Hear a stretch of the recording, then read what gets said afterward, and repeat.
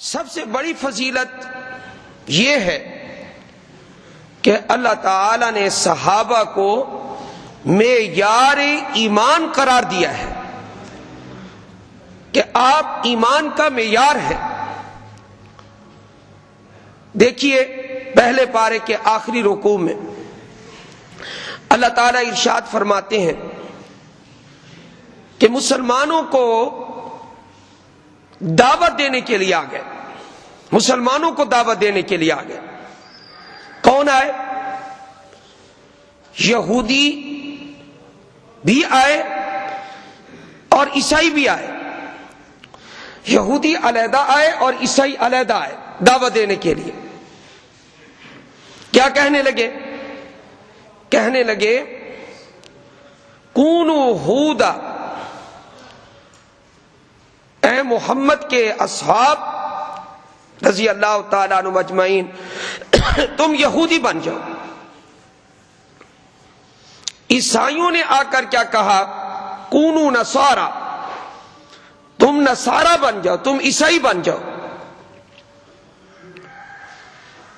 اللہ تعالی نے صحابہ کو جواب سکھایا کہ تم جواب میں یہ کہہ دو آمنا باللہ وما انزل الینا، ہم اس کتاب پر بھی ایمان لائے جو ہماری طرف نازل کی گئی ہے،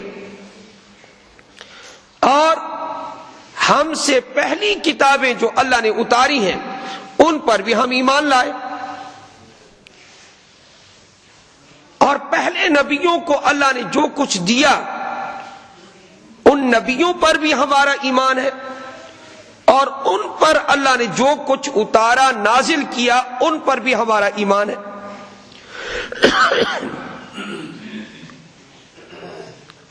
تم یہ کہہ کر بات ختم کرو اور ان کو اتنا کہہ دو وَنَحْنُ لَهُ مُسْلِمُونَ، ہم اللہ کے فرما بردار ہیں، زیادہ ان سے بحث نہ کرو۔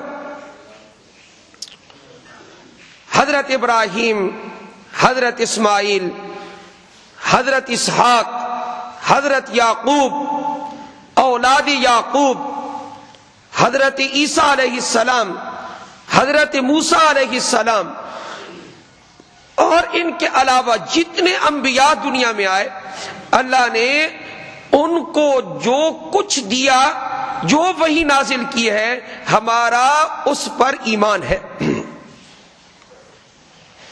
وَنَحْنُ لَهُ مُسْلِمُونَ، ہم اللہ کے فرما بردار ہیں۔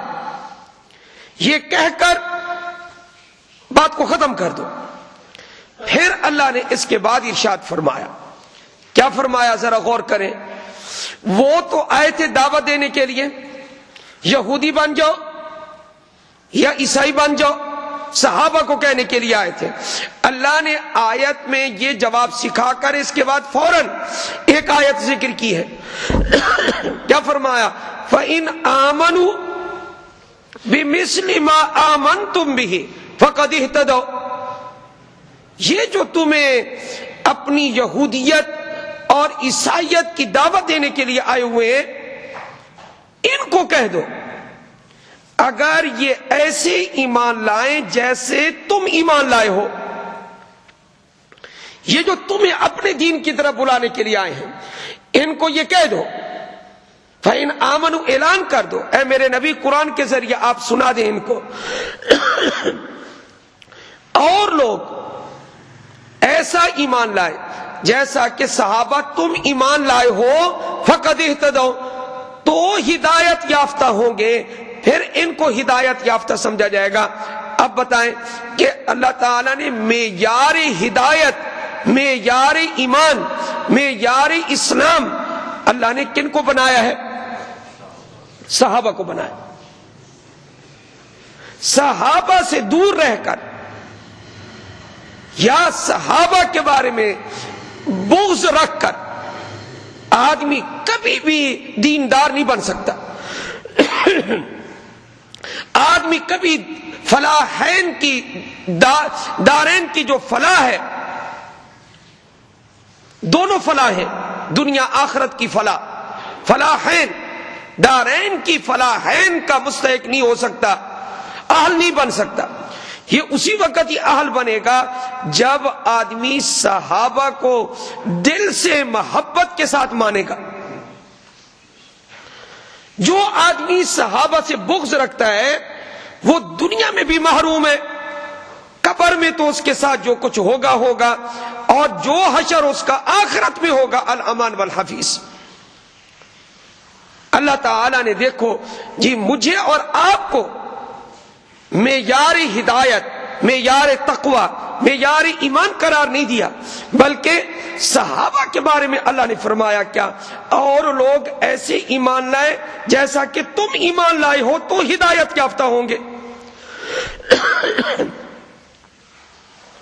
یہ اللہ کا کلام ہے، یہ اللہ نے کتنا اونچا کر دیا صحابہ کو۔ سب سے بڑی فضیلت